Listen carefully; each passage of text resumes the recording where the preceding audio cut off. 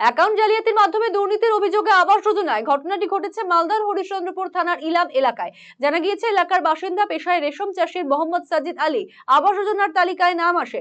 সমীক্ষা শেষে চূড়ান্ত তালিকা প্রস্তুত হওয়ার পর মোবাইলে আসে ওটিপি, কিন্তু তারপর টাকা ঢুকে যায় অন্য অ্যাকাউন্টে। অভিযোগ, তালিকায় নাম আসার পর বেশ কয়েকবার তার কাছে আসে পঞ্চায়েত সদস্যের স্বামী বাবুল মণ্ডল ও তার এক সহযোগী। এমনকি ঘরের টাকা পাওয়ার জন্য 5,000 টাকা কাটমানিও দিতে হয়, কিন্তু টাকা আসেনি, বরং সেই টাকা অন্য অ্যাকাউন্টে চলে গিয়েছে বলে জানতে পারেন তিনি। মোবাইলে আসা ওটিপি নিয়েই তারা এই কাণ্ড ঘটিয়েছে বলে অভিযোগ করেছেন সাজিদ আলী। গোটা ঘটনার সুরাহা চেয়ে ব্লক প্রশাসন ও জেলা শাসকের কাছে লিখিত অভিযোগ জানিয়েছেন তিনি।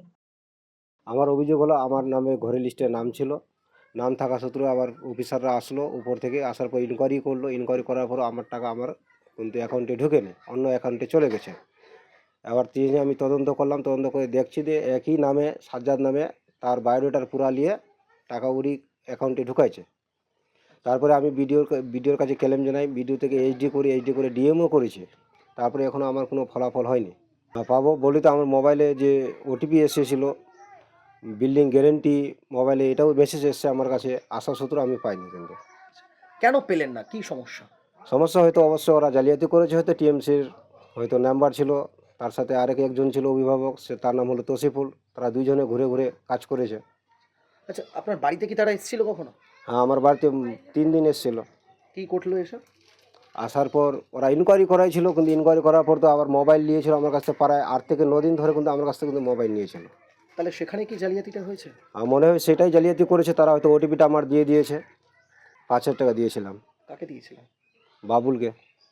কিসের জন্য দিলেন টাকাটা? টাকাটা দিয়েছিলাম যে ঘরের খরচের জন্য লাগবে, তার জন্য দিয়েছিলাম। ওটা কি চেয়েছিলেন? আর চেয়েছিল কি বলেছিল? যে টাকা লাগবে, টাকা না দিলে কিন্তু কাজ হবে না, না, ঘর হবে না। ঘর হবে না। তো টাকাও তো দিলেন, তারপরে হলো না কেন ঘর? সেটা তো আমি বলতে পারবো না, সেটা তো ওরাই বলবে যারা কাজ করেছে। প্রশাসনের কাছে অভিযোগ জানিয়েছেন, তারপরে কোনো পদক্ষেপ? না, কোনো পদক্ষেপ হয়নি। কি চাইছেন এখন? চাইছি আমি যেন আমার গভর্নমেন্ট সরকার যে মমতা দিয়েছে টাকাটা যেন আমার অ্যাকাউন্টে করে দেয়। যদিও এই সমস্ত অভিযোগ ভিত্তিহীন বলে দাবি পঞ্চায়েত সদস্যের স্বামীর। সব ভিত্তিহীন গল্প এগুলা করছে ও। আমি কোনো আমার প্রমাণই দিতে পারবে না কিছু এগুলা।